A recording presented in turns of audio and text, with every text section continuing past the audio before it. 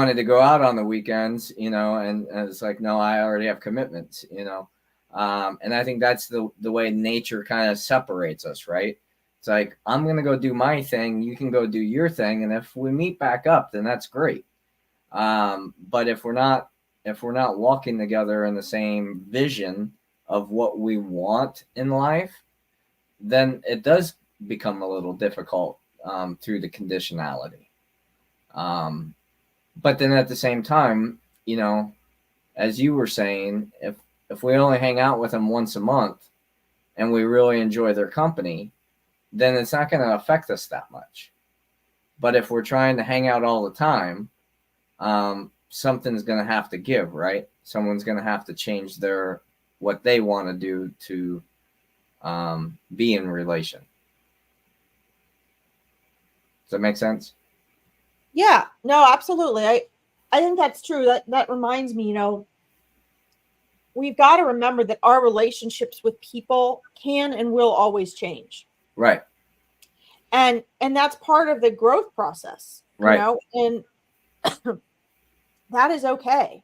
Right. I think we need to, I think it's easy for us to not want change and to, look at our lives and our relationships and our friendships and go, oh my gosh, like, this isn't what it used to be, or it's not the way it used to be. And that's okay.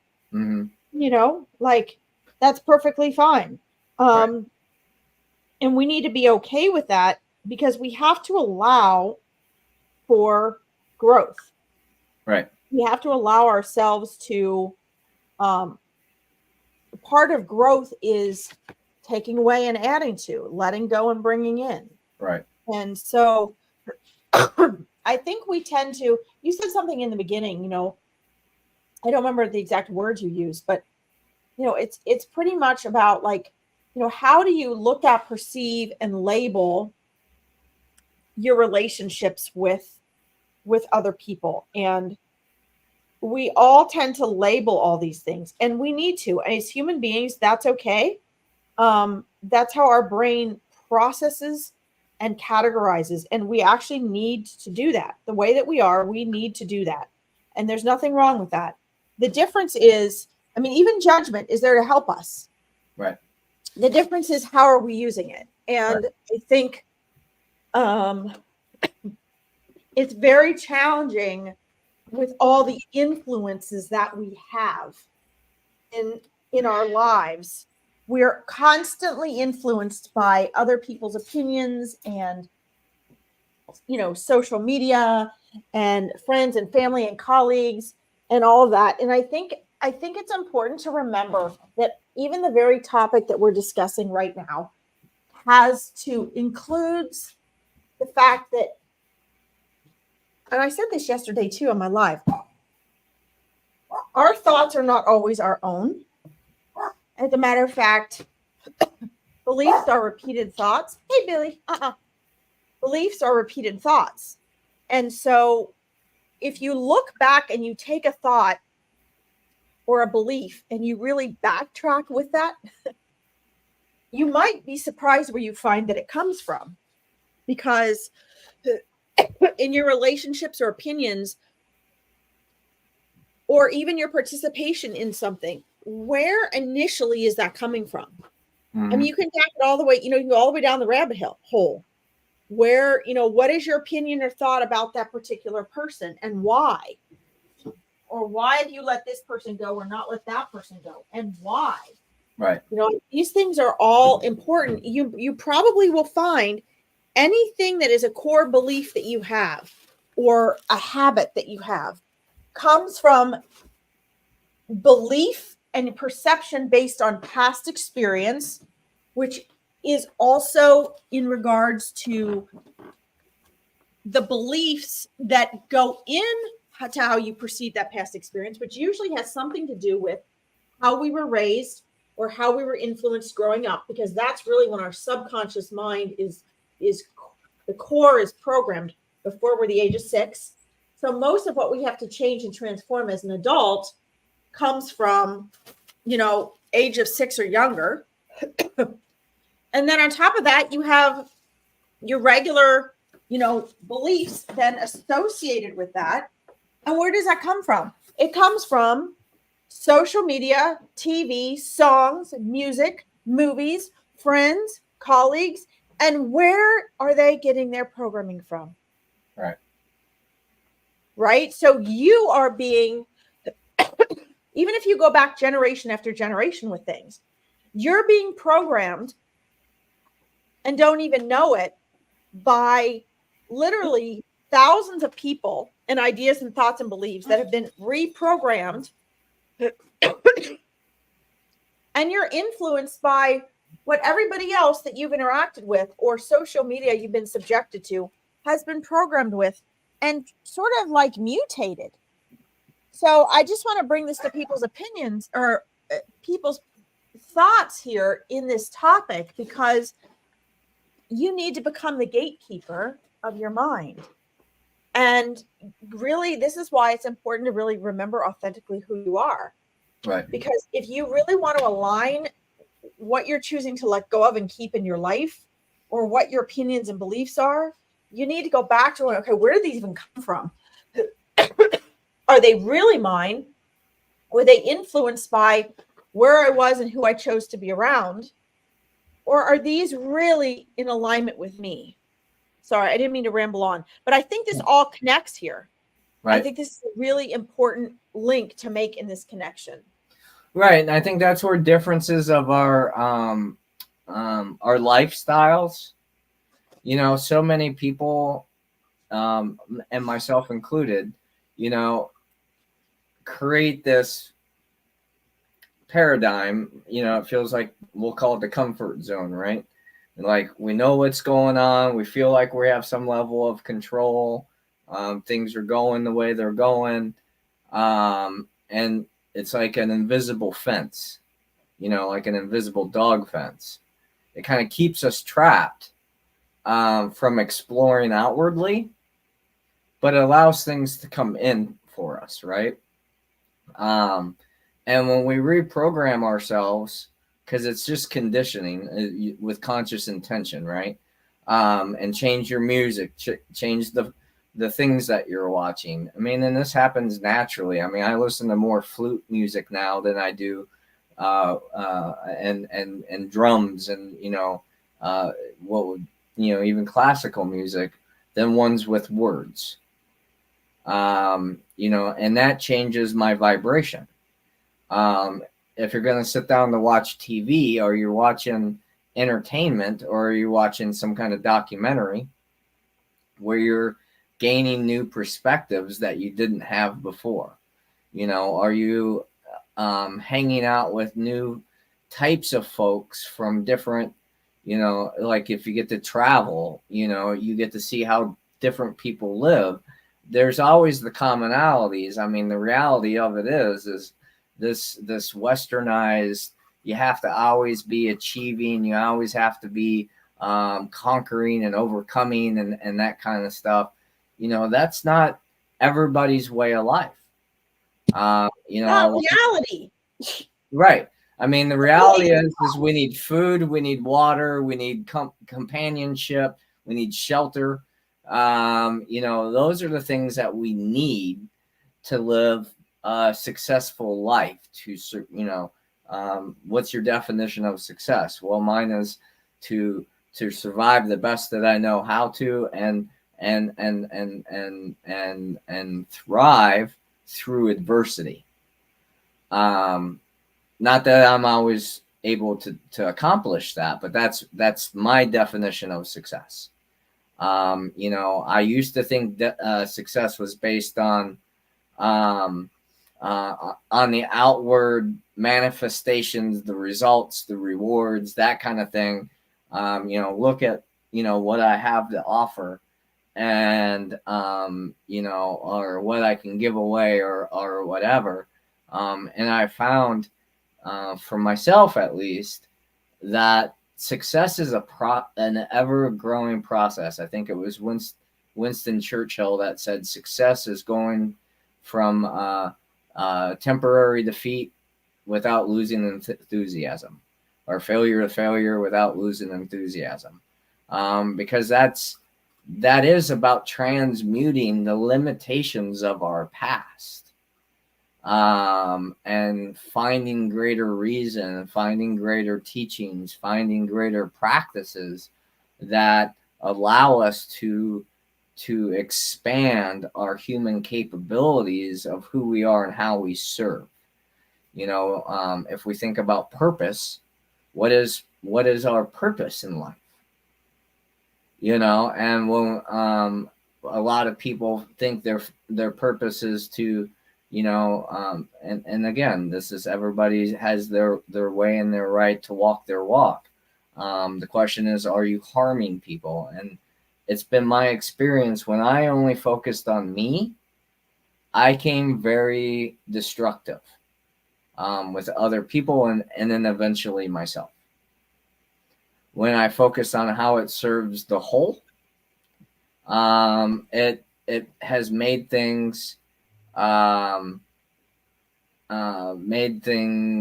little more easier to see both the shadow and the light. The obstacle and the opportunity, right? And be able to move through that with grace and compassion and understanding, for me is my goal anyway. Yeah, I think, that's the thing, is the obstacle is the opportunity. Right. And I think this brings up a lot of other interesting, all of this stuff really connects, right? Just the fact that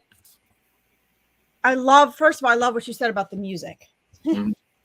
I agree with that. I love when you can listen to something without words. Hey, Robin. When you can listen to something without words that's neutral, and you can really find something that is fit to what you need at the time. You can just feel it. Mm-hmm. You can just feel it within you. This is what I need to, for what I'm working on, or to balance out, what I need right now, or to pull forth feelings that I'm, diving down into. That's so important. Mm-hmm. But I also think that, you're talking about the individual, and our society is so, and guys, this is for money purposes. So again, I think we need to clearly define for everybody what we mean by focusing on others and community, and not just focusing on us, and focusing on us. I think this is a very, very important distinction, because I absolutely agree with you. And I think that it's very easy to misconstrue and kind of confuse what that actually means. I think it's very easy to do that. In other words, I think that, our society teaches us, make it all about us. Mm-hmm. Right? Because then that way they can make money off of us. Well, and it keeps us weak. Yeah, absolutely. What it does is it focuses you in on ego. Mm-hmm. Right? So if you're focused in on ego, then it's very easy to, to feel sorry for yourself, to, feel lonely, to compare yourself to others. There's all sorts of things there that can happen. And so I think that that's important to keep that in mind. And we need to make a very clear distinction between, like, for example, the coaching clients that used to come to me, like the women that would come to me for business coaching, for example, they had been very much sucked into that. They were very sucked into the, where am I as compared to everybody else, and am I, working more hours than another person, but I'm not making as much, the whole, it's part of the whole me first thing. Right. Really, our society encourages. And it's one of the main reasons why we have so much depression and anxiety and all that. In those regards, when you focus on you, it's going to make things worse, like you were talking about. Mm-hmm. However, on the flip side of that, there's another side of, we have a tendency to focus on us and what we want and make in us being first and having our way, and are we happy or not? But on the flip side of that, we are taught not to take responsibility. And it really needs to be the opposite, right? Mm-hmm. We need to, like you said, focus on serving and helping others. That helps us to start to heal and not be so egocentric. Right. By the same token, though, that means we're doing the opposite of the first thing you described. Right. We also then have to take radical responsibility. Mm-hmm. So in our society, we're taught to blame others and look for fault for others and depend on others to. But at the same time, we're taught, not to take radical responsibility. So I'm summarizing this up so you guys know what I'm saying, because I'm so wordy about it. But what we need to do is take the radical responsibility upon ourselves, but then serve others. Right. And what you find is when you begin to do this, and this is what you did, Chris, this is really what you're describing. When you do this, there's a healing that takes place. The focus is taken away from the illusion of, I'm not good enough, I don't have enough, I should be depressed because, I'm not ahead of this person or doing that with that part of society. That goes away because you're so focused on the service. But yet your inner journey is you shifting into your power. And I think this is a major shift. We could have a whole topic on just that. Right. Well, and the reality is no one's farther ahead or farther behind, because we always share the present moment, right? The only thing that really separates us is our intellect or our possessions or, those types of things. Robin asked, can we provide an example on what's programmed belief and how it affects the capacity to be in a conscious relationship?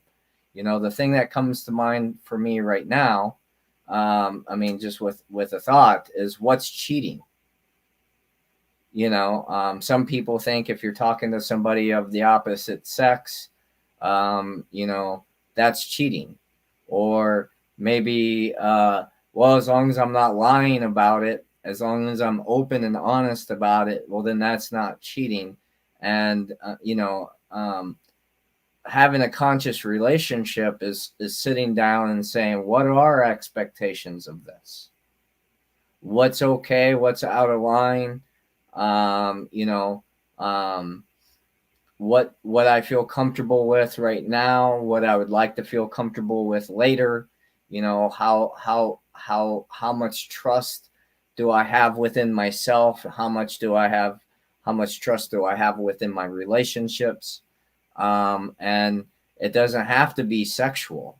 I've had friends that, I used to share with them that I felt like we were having an affair because, their significant other wasn't walking the path or studying the same thing. So they weren't able to have, these spiritual type teachings or talkings or doing these practices, or, they're focused more on the material world than, the mental, emotional, spiritual aspects.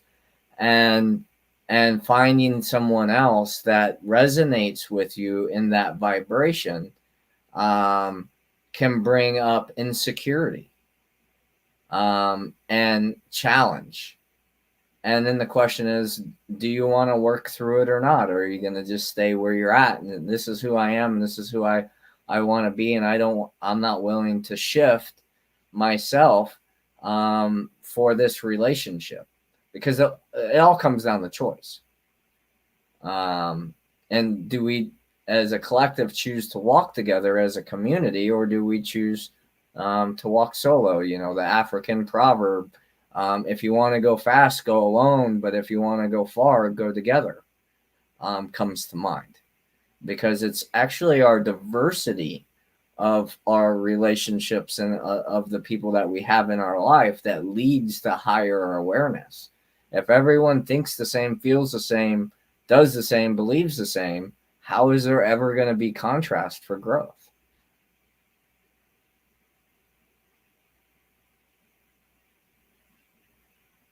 Larkin? Sorry, I had to find the mute button. I keep muting you and my dogs are barking. Yeah. I think that's true. And I think, again, we have to remember, guys, a lot of this is not a complicated choice. A lot of this is simply remembering and being aware of what's natural. What does nature do? Mm-hmm. What does the universe do? Right. And sticking by that, because when we as individuals, and then of course collectively, go against the natural ways of the universe, we are going to run into, and not obstacles necessarily that are opportunities, but just, we're going to run into bumps. We're going to find it difficult. We're going to find things difficult because we are nature. We are the universe. We are God's source spirit. So, here in this world, it's easy for us to kind of, step into our illusion, which is really contradictory to that in a lot of ways. So we are on an individual path for all of eternity, but yet we are one. So it is our existence is our one little corner and responsibility where we can do our part. And so, yeah, when we can coordinate and work together, that's fabulous. But we also have that wiggle room to be the individuals that we are. And that's part of what makes, the whole. I don't just mean even community, guys. I mean like the whole, our oneness, what it is. It's all part of that evolution. And so, when we are, it's too big and grand for us to always run around not focusing on what we need to do. It's too easy for us to get in everybody else's lane. But when we focus on our part and our responsibility in that collective or with that partnership, this is the thing that I keep emphasizing to my coaching clients. Ultimately, you are responsible for you. So no matter how we talk about this today, it goes back to, where are you? What's your alignment? Where are you choosing to insert yourself, or what role are you choosing to be or to play in that? And that's very important. I think that there are countless examples of where we have programmed beliefs. I mean, where aren't there? I guess would be my answer. Where aren't there? It's everywhere. If you really get into neuroscience and you understand, and I know, a lot of you listening do understand. I know Natalie's been coaching with me with this for a couple of years, but we have a tendency to focus on just the spiritual aspect, or just the mindset aspect, or just the emotional aspect, or just the physical aspect. And the truth is we are eternal conscious beings with a body and an ego. The body is actually connected to an extension of that ego. A lot of people don't realize that. Our physical body is just an oscillation of energy. That's all it is. Mm-hmm. We're inside and outside of that. The egoic self is a great blessing and a gift, but it has to learn to be worked with. So when we're talking about the programming, our human brain is meant to be programmed. It is there to be programmed. And that is part of the human aspect. And the beauty of that is we can pick what we want to do with the programming we've already had. And our eternal conscious self can choose, okay, the programming I've had doesn't serve what I really want to do, who I really want to be. And we can choose that. And it's hard. It may be very difficult, but we can choose and make a change with that. Right. You might as well assume that anything and everything that you are exposed to is programming you. So everything you listen to, every person you talk to, every response you have, that your subconscious mind is recording even the things that your reticular activating system, the part of your mind that filters things out so your brain doesn't explode, it's selecting all of those, and it is processing and filing them faster than you could possibly be aware of. And this is why when we try to change habits, or we try to make changes in our lives, this is why we run into so many challenges, because we don't always know why we have the beliefs that we have, why we make the choices that we make, why we fall back into the habits that we have, whether that be addiction or procrastination or whatever the case may be, but it's deeply rooted in there. And the thing is, you know, Chris keeps talking about being in the now. We don't have to go all the way back and drum up every little thing that ever happened to us and what that means and why we're doing what we're doing. We don't have to do that. That's just feeding the mind. That's just feeding the ego. Well, it can actually be helpful in awareness and understanding. Absolutely. But you only have to do that in certain parts. There, you know, this is why obstacles or opportunities, challenges will come up for you that will bring those out.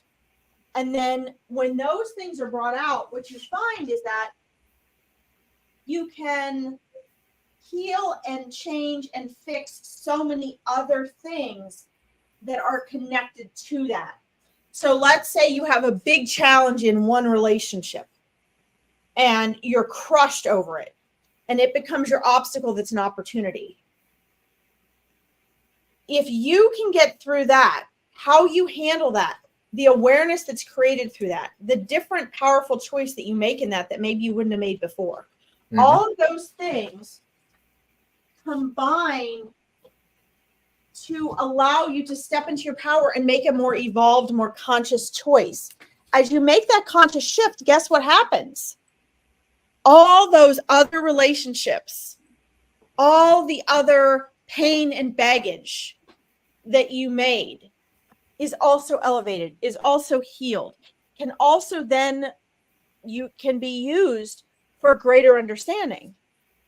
But it only takes that one scenario, right? Because if it's about that particular topic, let's say the topic is being self-conscious or being fearful or telling a little white lie, whatever it is, if you make the powerful choice and you make the turn and the transformation once, and you're then aware of it and you make that change, then all of a sudden you might have healed 10 years worth of issues. Right. So I just think I think it's important to remember that this is why you need to be the gatekeeper of your mind, because everything is programming. I mean, you could use every single example of everything you were exposed to yesterday, and that would be your example. And I know that sounds dramatic, but it's actually true, because your subconscious gives meaning to things you don't realize it's giving meaning to. And then this impacts what we let go of, who we let go of, what we hang on to. And I think I want to quick share this little recipe for making a choice. I used to tell my clients, you know, when you have difficult choices to make, ask yourself, is this hurting me or helping me? Is this serving me or not? And I think if you're saying, thank you, Robin. I think if you're saying something, I'd modify that now, because sometimes, you know, things can hurt. They can hurt us. But I think a more neutral, better way to ask that is something serving me in the, you know, if we say the greater good, what tends to happen is we tend to get more confused. Right. But, you know, is something serving for the better or not? And then people get, you know, really confused about that. Does that mean community or does that mean me? But remember, both. You're contributing to that, yeah, you're contributing to that community. Mm-hmm. You could just say, is this a higher vibrational choice? Is this choice in alignment with me or out of alignment with me? Right. With my authentic self. And I think that's very important, because that should be the ultimate question. That should be the ultimate answer. And sometimes, does it feel good isn't the right question to ask, because sometimes feeling good just means feeling familiar, which means going back into our comfort zone. Right. Right. So I would definitely modify that from what I used to say. Right. Absolutely. I mean, and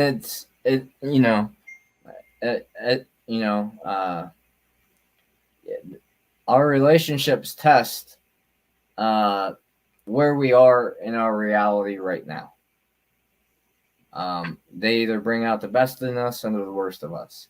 The healed parts or the unhealed parts, right?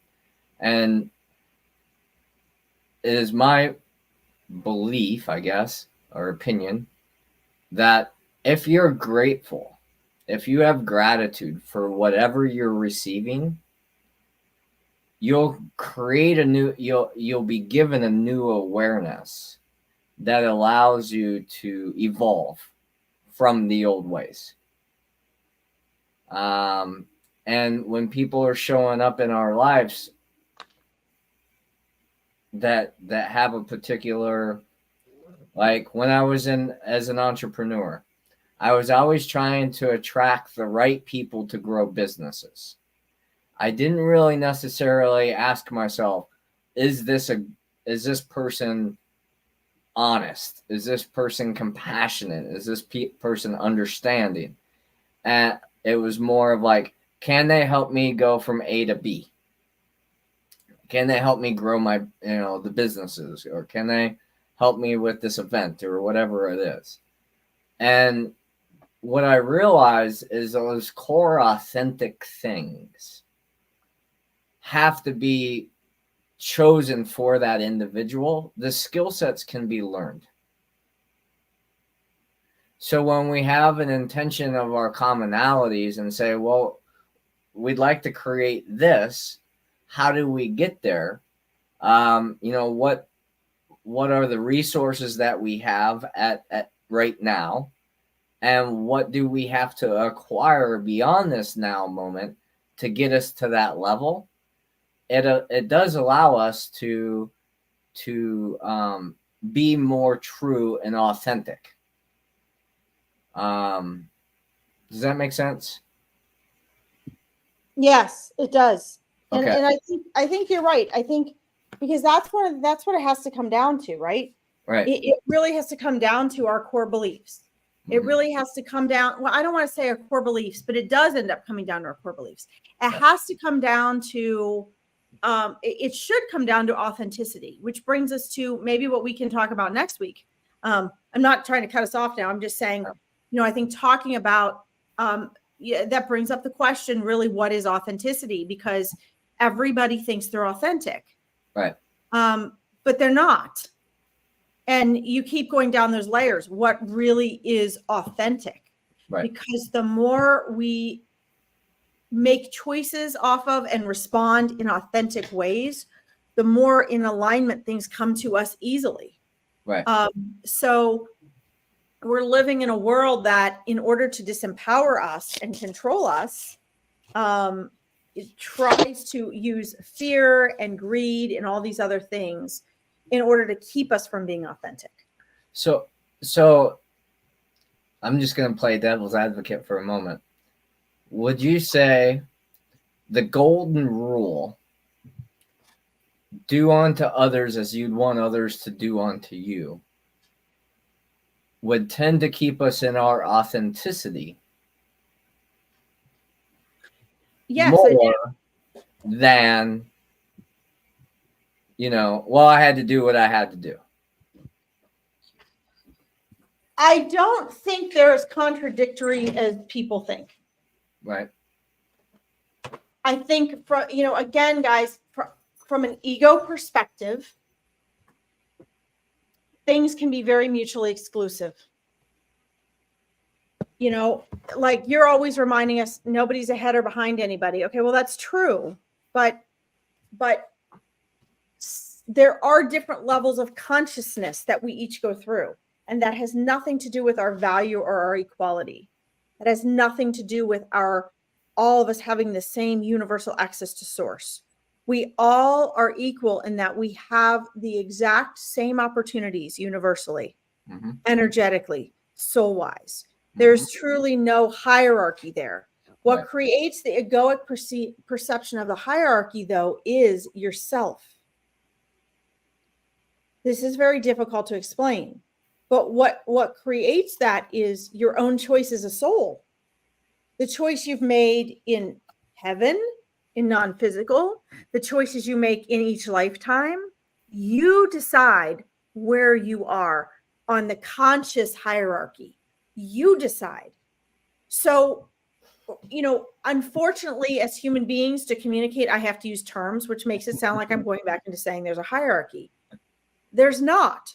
But what we forget is we have free will. And we have this, we get to choose more than we realize. And a lot of it's about realizing what we choose. So I think when we're talking about do unto others as you would want done to you, I think there are many layers to that. And people can sort of warp them the way their ego wants to. But for example, let's talk about enabling for a minute. Do unto others as you would want done to you. Well, let's say you've made the same mistake 100 times and you want someone to bail you out of something. I think that, that again is each person has their own lane there. The person doing the helping or the enabling has to be aware of, am I helping or am I enabling? Right. But again, we often forget everybody has free will. So let's say you come across a homeless person on the street and you see this homeless person every Sunday, and every Sunday you give them $10 and they take that money and they go buy drugs with it every week. Now, here's the thing.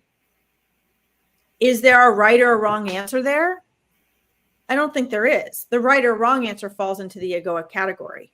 Right. You can say, no, I'm not giving this person any more money because I know they go right off and spend it on drugs. Right. Okay? That is your choice. That's not a right or wrong. Well, their ego could say, well, I'm hurting them by giving them okay, they're going to find the money anyway to buy drugs. Or they'll steal it. Yeah, they're going to get it in either way. Right. So keep that in mind, right? And the other thing is, so much of our reality, guys, is what you believe. It's what you perceive. So if it's a person saying, I'm going to go ahead and give them the $10, that's their choice. Each time I give it to them, that's an opportunity what they do with it. And yes, I'm a part of that. Right. That's fine. If they want to say, no, I'm not doing that because I'm not just throwing $10 away and I don't want my energy to be a part of that person's lane. That's fine too. That would be me, right? I don't even want to be a part of that lane. That's their choice. That's a different world. I don't want to be part of that. Right. They're going to get the money and drugs anyway. I'll smile and wave at the person. Right. So neither one's wrong, but both are a choice. So which one is in alignment to a person really caught in ego? Oftentimes the people most caught in ego, hi, Diane, are the ones that are the sweetest and the most enabling and, oh, don't let him be hurt. That's also being caught in ego. Well, sure. And they don't really help either. Like we need friends to tell us, hey, you're effing up, man. Right. Like, you're out of alignment, Yeah. Sometimes that works and sometimes it doesn't. Well, and that's where you have to take radical responsibility, right? And say, oh, I see your point. I'm still choosing to do that. If you don't want to be in my life because I'm choosing to do that, then I understand. But at the same time,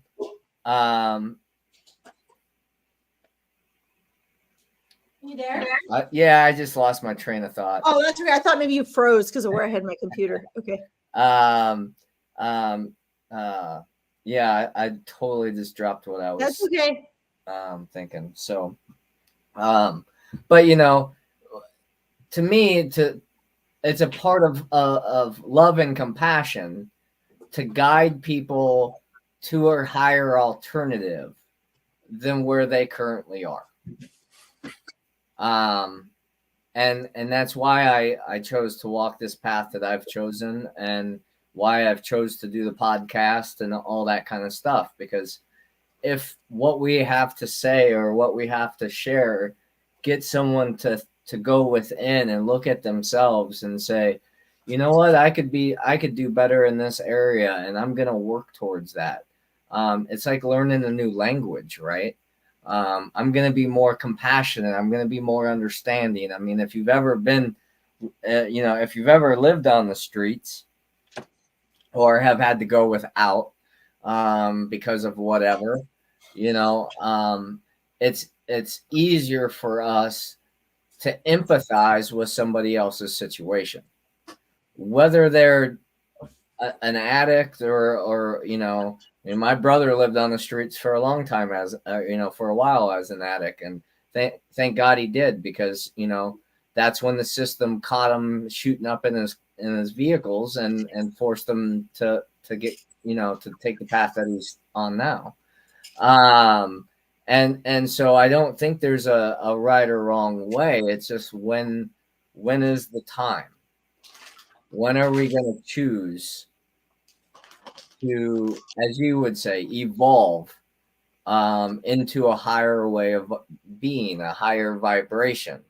And sometimes that takes someone to have some guts and say, I love you, but you're effing up. The choices you continually make or the way you're currently living um, is hurting yourself and hurting those around you. And if you can really take an honest, compassionate look at yourself and agree with them, then the choice is, now I can go do something about it. If we go, F you can't tell me who to be or how to be. I want you out of my life because you're trying to hold me accountable to a higher standard than I want to hold myself. Um, you know, again, that we have that choice, but how are we raising the vibration of community by not standing in our power and helping somebody overcome a challenge in their life, whether they see it as a challenge or not? Well, and here's the thing too. I think if buy them lunch, yeah, it sounds good. I'm hungry. The thing too is we have this limited Oh.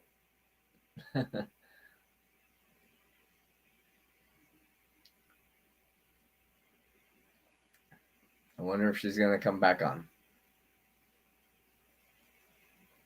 So, I don't want to close it. Oh, there she is. Good.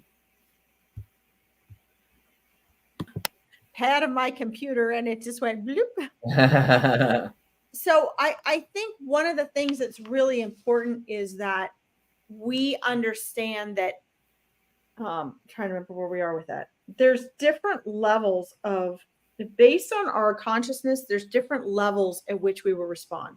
So a lot of people will see a person like, for example, before when I was mentioning some things to a person in a more of an egoic place, will think that someone who's actually being more conscious is being harsh or being cold, right? So for example, if you're talking to friends or family and you're saying, the person keeps maybe repeating, oh, poor so and so, oh my gosh, like, oh, I feel so bad for them, oh.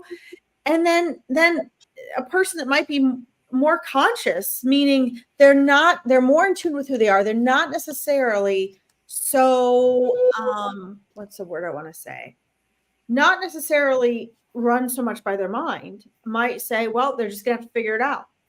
Now, to the person more caught in the egoic place, that's going to seem cold, uncaring, rude, heartless. It's not. You go to some of the greatest teachers on the planet, and they would give a very stoic, live and let live response. Why? Because it's our own choice. Sure, but that's the old way of thinking as well. Well, yeah, and so I think each situation is individual. Mm-hmm. You know, we have to obviously approach each situation individually, but people, I mean, as a coach, this was a really hard lesson. People will only do what they're ready to do. Right. And so a lot of times, you know, like one of my favorite things is, you know, if someone is arguing with you, you're just, you know, okay. Half the time when you're like, okay, like you're making it clear that's not your opinion. You don't agree with it, but that's okay. They can have that. Yeah. Even if they're going, this is all your fault. Yeah. Okay. All right. Well, if you believe that, that's fine. And have it not affect you. You'll notice that typically that person will start arguing with themselves. Like they'll try to keep arguing at first. Sure. And what you're doing when you do that is you're stepping out of allowing them to use your ego to feed their ego. Right. And then what are they left with? They're left like on their back going like this because they want to fight. Right. And as uncomfortable as that appears, or a lot of people say, oh, that's manipulative. It's not manipulative at all. It to the ego, non-egoic interaction always seems like there's something wrong with it. It's manipulative or it's controlling or it doesn't care because why? Because the ego always wants to pull. And again, guys, I'm not bashing the ego. The ego is a good thing. It's important. But we don't want to. A healthy ego is a good thing. A damaged ego is the problem. Well, ego in and of itself is there for us to use if we can become aware of it and master it. Right. When it becomes an unhealthy ego, it's because it's been allowed to run amok. So all this talk you guys hear Chris and I talking about self-awareness and being conscious of your mind and learning to choose your thoughts, that's all about putting that ego in the back seat because it is a tool that you have to have as a human. Right. But you just don't need to let it run your life. Right. Yeah. Yeah.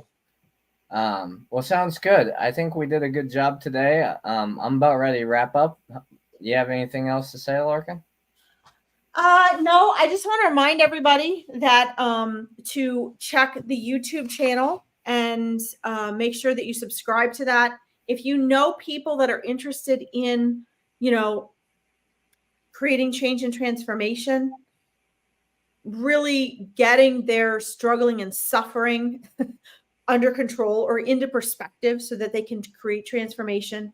If they're interested in, you know, their own individual work and or improving and contributing to community, any of the things you guys hear us talking about, invite them to subscribe to the page, invite them to, you know, join us here every Tuesday at noon. Yay. Thank you, Kim. Thanks, Kim. Yeah, there's so many topics and share with us as well, guys, either on the rebroadcast here or in the comments. Let us know what specific things you'd like us to talk about. We can do that. And we're going to be coming up with some events in the near future as well. So yes, that's all I have to say. Oh, wonderful. Well, I love the way you close out. You do such a great job. Okay.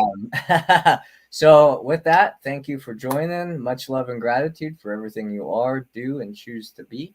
And we'll see you next Tuesday starting at 12 o'clock. See you next week, guys. Bye-bye. Bye.